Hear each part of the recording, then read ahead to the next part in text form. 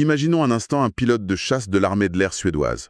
D'accord. Il est sanglé dans le cockpit de son avion de combat, prêt à encaisser 9 G d'accélération et à prendre des décisions de vie ou de mort en une fraction de seconde. Eh bien, quelle est son arme secrète, juste avant le décollage? On pourrait s'attendre à une boisson énergisante ou un truc du genre.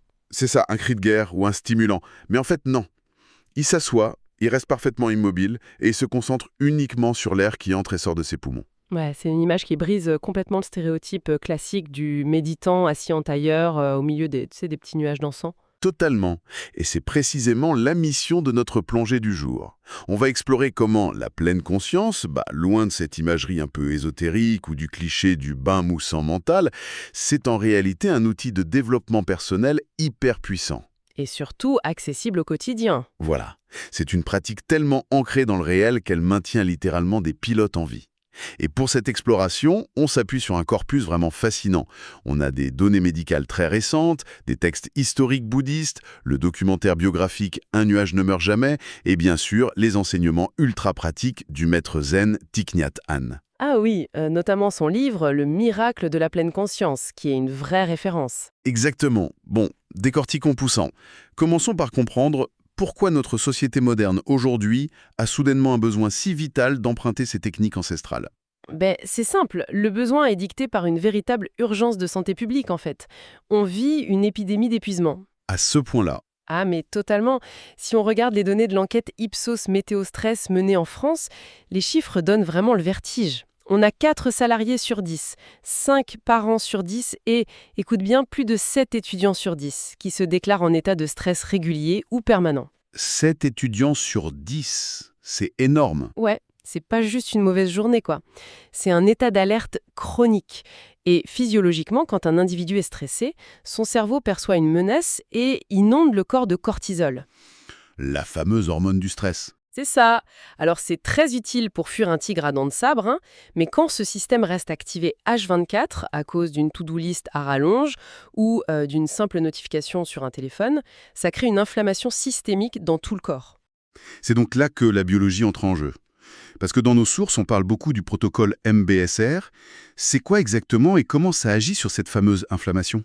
Alors MBSR, ça signifie Mindfulness Based Stress Reduction, donc la réduction du stress basée sur la pleine conscience. C'est un protocole clinique développé dans les années 70 par le docteur John Kabat-Zinn. D'accord, un médecin. Oui, il a extrait la mécanique de la méditation de son cadre purement religieux pour l'étudier de manière très scientifique. Ce qui est fascinant ici, c'est la façon dont cette pratique agit concrètement sur notre physiologie. C'est-à-dire? En fait, en forçant l'esprit à s'ancrer dans le moment présent via la respiration, on envoie un signal de sécurité clair au système nerveux parasympathique. Le taux de cortisol chute brutalement. Et c'est là qu'on observe des résultats médicaux spectaculaires. Ah, et ça explique les exemples assez incroyables qu'on a trouvés dans les documents. Par exemple, j'ai lu que ça accélérait la guérison du psoriasis. Ouais, tout à fait. Sachant que c'est une maladie de peau inflammatoire, tout c'est clair, moins de cortisol, ça veut dire moins d'inflammation, donc la peau se répare plus vite, quoi. Exactement. Et le mécanisme est exactement le même pour le renforcement du système immunitaire qu'on a pu observer chez les patients atteints du VIH ou même pour les acouphènes. Attends, les acouphènes? Les bourdonnements dans les oreilles. Ouais. Pour les acouphènes, le cerveau est focalisé sur le son, comme s'il s'agissait d'un danger imminent. La pleine conscience utilise la neuroplasticité, la capacité du cerveau à se recabler en fait, pour catégoriser ce son comme une donnée neutre. Donc le son est toujours là, mais il ne dérange plus. Voilà, la souffrance liée à l'alerte disparaît. On l'utilise aussi beaucoup aux États-Unis pour traiter les syndromes de stress post-traumatiques des anciens combattants. Ce qui nous ramène à nos pilotes de chasse, du coup. C'est pour ça que la métaphore habituelle de la fameuse salle de sport pour le cerveau, je la trouve un peu faible. Ah bon? Tu dirais quoi? C'est plutôt un simulateur de vol pour le système nerveux central. On s'entraîne à reprendre les commandes de l'appareil avant le crash émotionnel. C'est une super analogie, ça. Mais pour comprendre comment piloter ce système, il faut s'intéresser à la mécanique d'origine. D'où vient cette approche exactement? Il faut remonter au mot sanskrit dhyana, qui désigne l'absorption méditative. Et ce mot a voyagé pour devenir le fameux zen au Japon. Ok.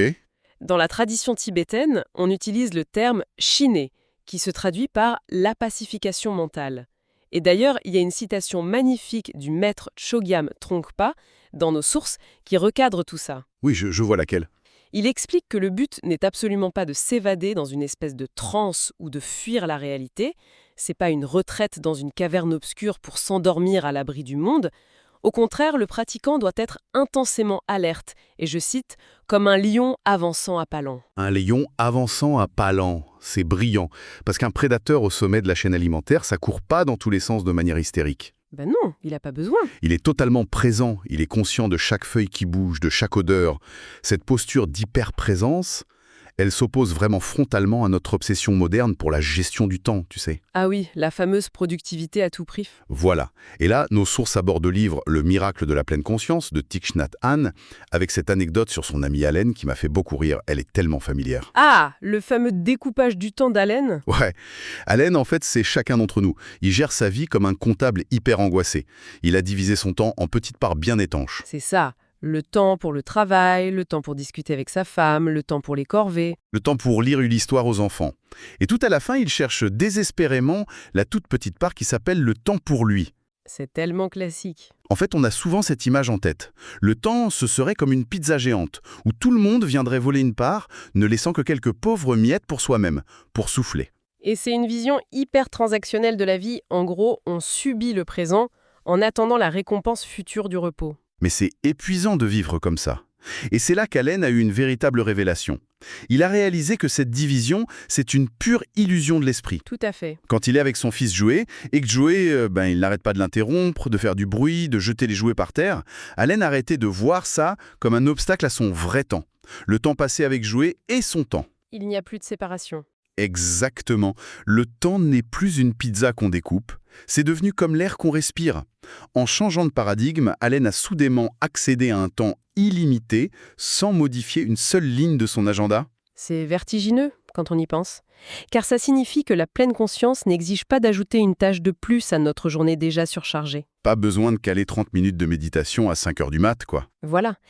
Thich Nhat Hanh, au sein du village des pruniers qu'il a fondé, il a développé des techniques pour infuser cette présence directement dans l'action brute. L'une des plus connues, c'est la méditation marchée. Ah oui, j'ai lu ça. Le mantra est d'une simplicité désarmante, c'est « Je suis arrivé, je suis chez moi ».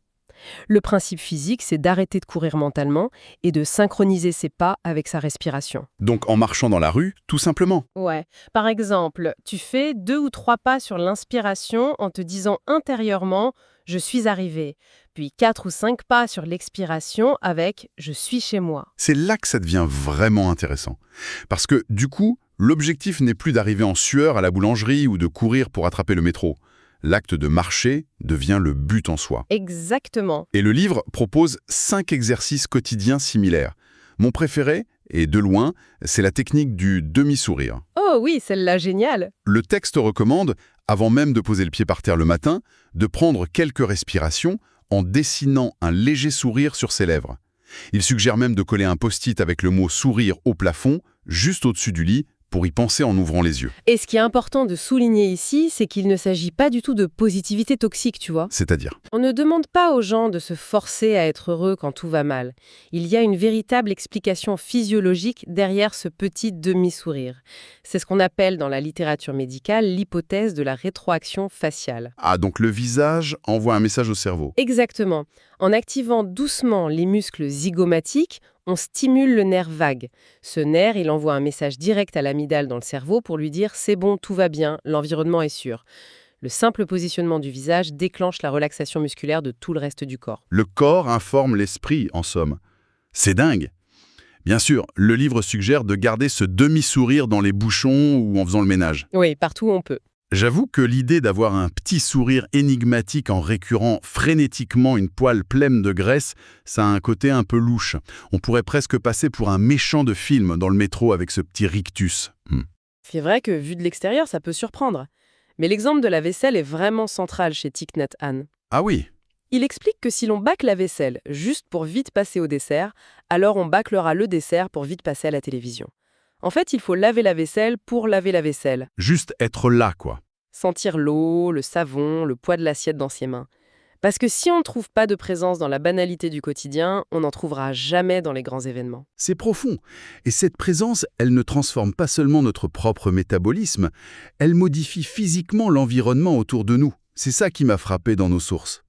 Ah, tu penses à l'histoire du piano. Oui, l'anecdote de Kirsten Triller.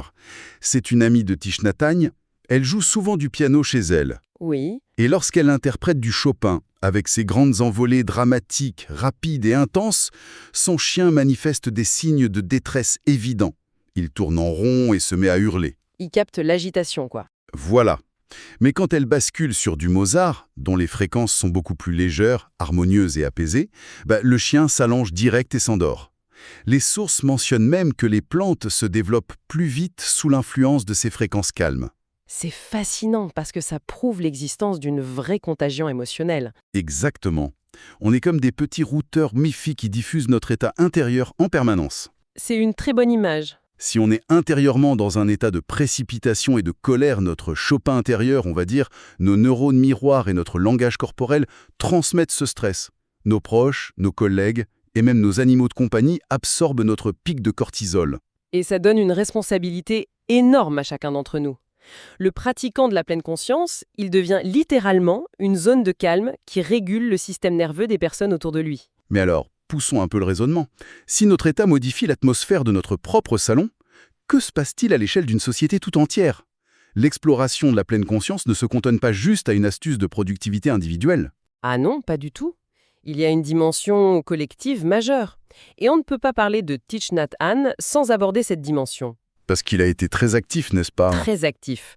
Ce moine, qu'on surnommait affectueusement Fei, n'est pas resté méditer tranquillement sur une montagne pendant que le monde brûlait. Pendant la guerre du Vietnam, face au bombardement, il a fondé ce que l'on nomme aujourd'hui le bouddhisme engagé. Le bouddhisme engagé, donc l'action. Oui, au lieu de choisir un camp idéologique ou, tu sais, de prendre les armes, il a choisi l'action compassive. Il a organisé des secours, il a aidé à reconstruire des villages, tout en maintenant cette pratique stricte de l'instant présent au beau milieu du chaos. C'est incroyable de garder son calme sous les bombes. Son impact a été tel que Martin Luther King Jr. l'a même proposé pour le prix Nobel de la paix en l'appelant un apôtre de la paix. Passer de la vaisselle faite en conscience dans sa cuisine à l'activisme pacifique sous le feu de la guerre. Le grand écart est quand même impressionnant. Si on relie ça à une perspective plus large, cette éthique de vie a été codifiée plus tard à travers ce qu'il a appelé les 14 entraînements à la pleine conscience. C'est un peu un cadre pour l'action juste dans le monde moderne. Des règles de vie en quelque sorte? Plutôt des repères. Par exemple, le tout premier entraînement, c'est le non-attachement aux vues. Qu'est-ce que ça veut dire concrètement? C'est la capacité à accepter que nos connaissances actuelles ne sont pas des vérités absolues. C'est l'antidote ultime au fanatisme. Un autre entraînement concerne la colère. S'engager lorsqu'on est submergé par la rage à ne rien dire et ne rien faire sur le coup. Juste respirer. Il y a même des principes écologiques avant l'heure dans ces textes, prenant des moyens d'existence qui ne détruisent pas la biosphère. En fait, c'est un véritable manuel de survie pour l'humanité. D'ailleurs, pour illustrer cet engagement envers l'autre, nos textes reprennent une célèbre nouvelle de Léon Tolstoï. Ah, les 3 questions, c'est un classique. Oui, c'est l'histoire d'un empereur qui cherche désespérément la réponse à 3 interrogations vitales. Quel est le meilleur moment pour agir? Qui est la personne la plus importante? Et quelle est l'action la plus importante? Et pour trouver les réponses, il part consulter un vieil ermite réputé pour sa sagesse, c'est ça? Exactement. Quand il arrive à la cabane dans les bois, l'ermite, qui est vieux et très fragile, s'épuise à retourner la terre de son jardin avec une bêche. Par pure compassion, l'empereur décide de prendre la bêche et fait le travail à sa place jusqu'à la tombée de la nuit. Un acte de présence pure qui, mécaniquement, va retarder son départ. Et ce retard change tout le cours de l'histoire. En restant bêché, l'empereur échappe à une embuscade mortelle qui lui était tendue par son pire ennemi sur le chemin du retour. Le hasard fait bien les choses. Mieux encore, cet ennemi, qui s'était caché dans les bois, finit par se faire blesser par les gardes de l'empereur qui patrouillaient. En sang, l'ennemi court se réfugier par le plus grand des hasards devant la cabane de l'ermite. Et là, l'empereur ne le reconnaît pas tout de suite, à cause d'obscurité. Non, il passe la nuit entière à nettoyer sa blessure avec sa propre chemise, lui sauvant littéralement la vie. Le lendemain matin, l'ennemi se réveille, réalise qu'il a sauvé, avoue son complot, demande pardon en pleurant et jure une paix éternelle. Une vraie conclusion de conte de fées. Et c'est à ce moment précis que l'ermite donne enfin les réponses à l'empereur. Il lui dit « Le seul moment important, c'est maintenant. La personne la plus importante, c'est celle qui est avec nous en ce moment. Et la tâche la plus importante, c'est de rendre cette personne heureuse. » C'est magnifique, c'est la quintessence de la pleine conscience appliquée. C'est le présent qui désamorce les tragédies futures. Très belle histoire, oui. Mais soyons honnêtes, je me dois de jouer un petit peu l'avocat du diable ici. Je t'écoute. Dans un conte philosophique, l'ennemi se repent et pleure de gratitude. Bon, très bien. Dans la vraie vie, rendre heureuse la personne qui est avec nous. Imaginons que cette personne soit en train de nous hurler dessus au bureau, qu'elle soit profondément toxique ou même abusive. Dire que notre tâche est de la rendre heureuse, ça frôle dangereusement la naïveté, non? C'est pas une invitation à se laisser marcher dessus. C'est une excellente remise en question. Et c'est souvent le point où l'interprétation purement occidentale de la pleine conscience trébuche. Ah, donc on interprète mal? Il ne s'agit en aucun cas de complaisance ou de faiblesse. Rendre heureux, dans le cadre des enseignements bouddhistes, ce n'est pas céder à tous les caprices d'un agresseur ou être un paillasson. Le texte des 14 entraînements insiste fortement sur le fait d'écouter la souffrance. Écouter la souffrance de l'autre. N'être dominé par une souffrance qu'il ne sait tout simplement pas gérer. Maintenir son ancrage, respirer, c'est refuser d'entrer de la danse de la réactivité nerveuse. Ne pas alimenter son agressivité, en fait. Exactement. Parfois, rendre une situation heureuse ou saine, c'est avoir la lucidité et le courage de poser une limite extrêmement ferme, c'est dire une vérité très inconfortable, mais le faire sans aucune haine. C'est briser le cycle de la violence par la clarté mentale. C'est l'attitude du fameux lion dont parlait Trungpa tout à l'heure. Le lion majestueux qui ne se laisse pas déstabiliser par l'agitation hystérique autour de lui. D'accord, c'est une distinction fondamentale. Alors, qu'est-ce que tout cela signifie au terme de notre parcours aujourd'hui ? Ça fait beaucoup d'informations. Oui, mais si on rassemble les pièces du puzzle, on réalise qu'on est parti d'un constat médical alarmant. Notre corps s'enflamme littéralement sous l'effet du stress et de notre course après un temps qu'on s'obstine à découper en rondelles, comme une pizza. Ce qui est épuisant. Et la solution, ce n'est pas d'essayer d'acheter plus de temps, mais de modifier notre propre physiologie. Faire baisser notre cortisol en habitant pleinement l'instant. Que ce soit en sentant l'eau glisser sur une assiette en faisant la vaisselle, en esquissant à demi-sourire au réveil pour pirater notre nerf vague, ou même en lavant les plaies d'un inconnu. C'est un changement de regard complet. La pleine conscience est un ancrage d'une puissance inouïe, condensée dans cette simple affirmation, presque un super pouvoir. Je suis arrivé. Et d'ailleurs, pour clore ce cercle, il faut évoquer le titre du documentaire consacré à Thich Nhat Hanh qu'on a regardé ensemble. Un nuage ne meurt jamais. J'adore ce titre. C'est la métaphore ultime de la transformation pour lui. Si l'on observe la nature, rien ne disparaît vraiment. Un nuage dans le ciel, il ne cesse pas d'exister quand il disparaît de notre vue. Il se condense, il se transforme en pluie. Il change juste de forme. Voilà, cette pluie va hydrater la terre, rejoindre une rivière, et cette même eau finira par infuser les feuilles dans la tasse de thé que l'on boit. Il n'y a ni naissance, ni mort définitive, seulement des continuations. Quelle perspective vertigineuse quand même. Et c'est précisément avec cette image du nuage qu'il est intéressant de bousculer un peu notre approche du développement personnel. De quelle façon, Sam ? Bien souvent, quand on vit un échec cuisant, un moment de stress hyper intense ou une période sombre, on a tendance à vouloir effacer cette période. On la considère comme un défaut dans notre parcours, un mauvais nuage qu'on voudrait vite voir disparaître. C'est vrai, on veut juste passer à autre chose. Mais si l'on applique la logique du nuage qui ne meurt jamais, et si nos pires erreurs et nos plus grandes angoisses n'étaient pas des fins en soi, et s'il s'agissait simplement de la pluie lourde, sombre, mais absolument indispensable pour venir irriguer la terre de notre esprit. Une pluie nécessaire, donc ? Exactement. Une pluie nécessaire pour faire germer la graine de notre sagesse future, de notre résilience. L'orage finit toujours par atterrir, un jour ou l'autre, dans notre tasse de thé, sous forme d'une leçon qu'on peut boire en conscience. C'est une très belle image. C'est une réflexion profonde que nous laissons à notre auditoire. Chacun pourra emporter cette petite graine lors de sa prochaine balade en marchant au rythme de sa respiration. C'est en effet le cœur même de la pratique, tu vois. Transformer la boue en lotus et la tempête en clarté. Une bien belle mécanique de l'esprit. Un immense merci d'avoir apporté un éclairage aussi pointu sur ces sources médicales et philosophiques. Nous souhaitons une excellente pratique à toutes les personnes qui ont écouté cette exploration aujourd'hui. À très vite pour une nouvelle plongée.